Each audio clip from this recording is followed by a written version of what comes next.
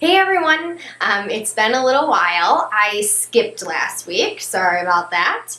It was actually a really rough week for me last week, and that is kind of what I wanted to talk about today, specifically for anyone who is in the process of grieving, whether you have lost someone or maybe you are grieving a lost job or a failed relationship or whatever it may be. It can be a really tough roller coaster of a process, and that is what I am going through right now after losing my mom. And so I wanted to dedicate a video to anyone out there that might be going through something really similar right now.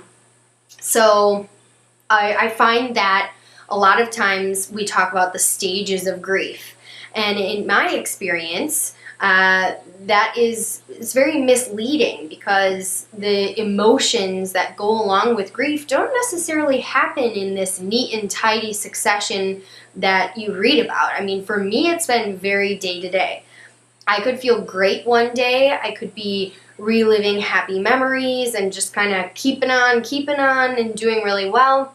And then the very next day, I could find myself completely paralyzed with sadness and just not being able to really do anything, and then of course feeling worse about myself for that. So it's really a day-to-day thing rather than a series of stages that you can expect to go through. And I think that that's really important in understanding so that we can actually more appropriately take care of ourselves as we're going through this process.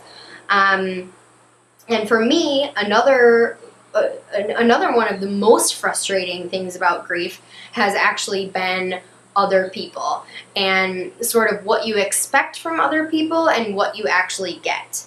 And I find that in the immediate aftermath of any kind of trauma that you might experience, there is this overwhelming feeling from the people around you that they've got your back and they're going to be there and they're going to be what gets you through this. And don't get me wrong, it's not a bash towards other people. It is just a fact of life and human nature that people stop calling. They stop checking in. They start treating you again as they normally would have before whatever it was happened. And I think that this is, again, it's not something to take personally. It's not something to blame them for. People have to move on with their lives.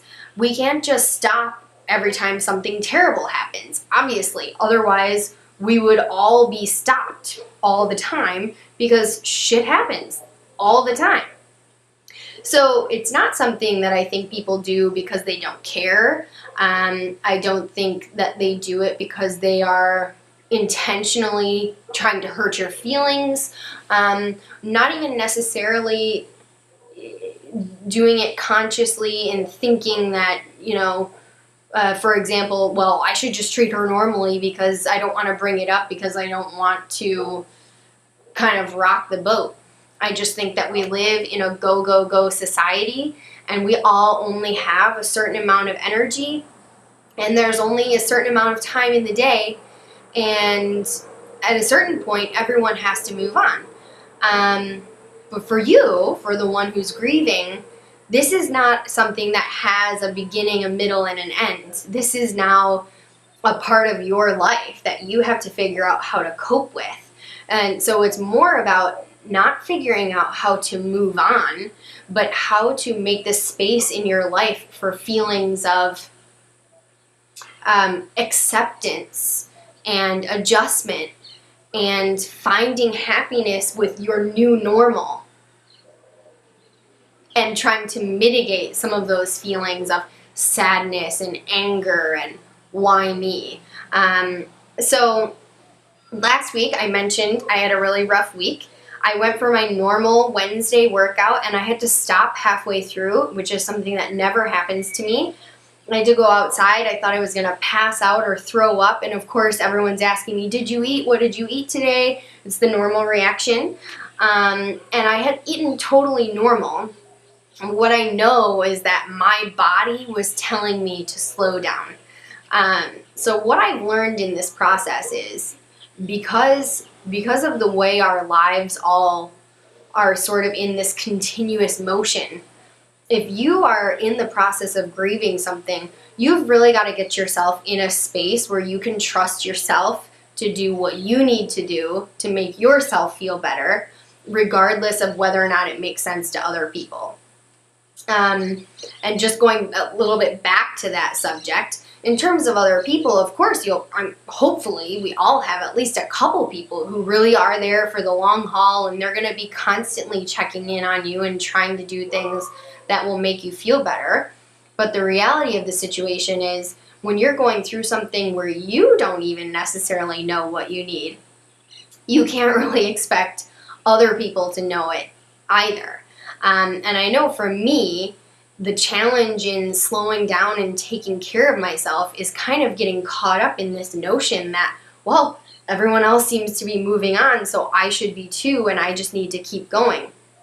And what I'm learning is, if you don't take that time, if you don't make the space for yourself, your body will do it for you. So I had this experience during my workout. I came home, I proceeded for the next 4 days to just feel so many just overwhelming symptoms of illness and exhaustion.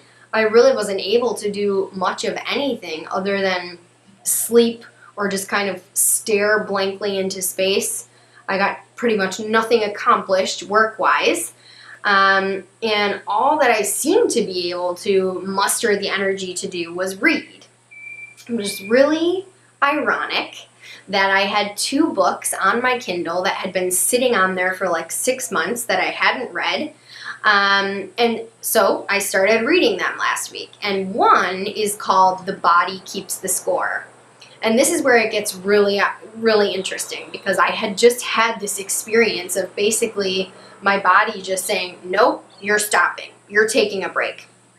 And The Body Keeps the Score is a book about all of the research and development that has evolved over particularly the past 30 years with patients who are suffering from post-traumatic stress disorder. And I'm not all the way through it yet. It's a slower read for me. There's a ton of scientific information about the physiological effects of PTSD. Although I will say that a lot of the book can really be relevant to the physical side effects of emotions related to trauma, whether it has affected you to the point of being diagnosed with PTSD or not. And so essentially the focus of the book is how the body physically reacts to trauma and how this is not just something that's in your head. And then eventually we'll go more and more into coping and suggestions, and I haven't even gotten to some of those chapters yet. But it's been a really interesting read, and I would actually recommend it to anyone. It's really practical for life. At some point we all go through something that's really difficult to deal with. But especially if you have endured some sort of trauma or you're in the process of grieving, it could be a really interesting read for you as well. And then the other book, I managed to finish it in 4 days last week. And this is a book that I tried to start multiple times before, and I just couldn't get into it. I think part of that was the writer in me. I find that it is a little bit slow and a little bit repetitive, and I found myself, the first couple times I tried to start reading it, I found myself saying, wait a second, did I just read in 7 pages what could have been said in 1? But last week, for whatever reason, something clicked in me, and I was able to push past that and read the book. And it is The 4 Agreements by Don Miguel Ruiz. And it is based on Toltec teachings. And the point of the book is essentially that you should attempt to live your life by these 4 agreements. The agreements being, be impeccable with your word, don't take anything personally, don't make assumptions, and always do your best. And of course, in the book, he goes into a lot more detail about exactly what he means by those things and some different ways that you can try to accomplish them. But I wanted to suggest this, especially for anyone who's going through anything that is really kind of taking a toll on them emotionally or holding them down right now, because it is insane to me how almost immediately after reading this book last week, I was able to start looking at some of the situations that are really weighing on me heavily right now and try and look at them through a different lens, as is suggested in the book. And I found myself feeling relieved in moments where not much else was doing the trick. Like not taking things personally, for example, as I was talking about a little bit earlier with the way that other people react to your grief. When you look at it through that lens and know that it has nothing to do with you, it has nothing to do with them not caring, it just has to do with this is a fact of life and everyone has to move on in their own way. And grief is a very unique experience that is going to affect each person in a very different way. And really, you are the only person that can commit to doing what you need to do to take care of yourself. It really helps alleviate some of those feelings of frustration. And so that is another one that I wanted to recommend to you guys. This week has been a better week, by the way. So on and up to the next. I just wanted to really tell you all to make sure to take care of yourselves.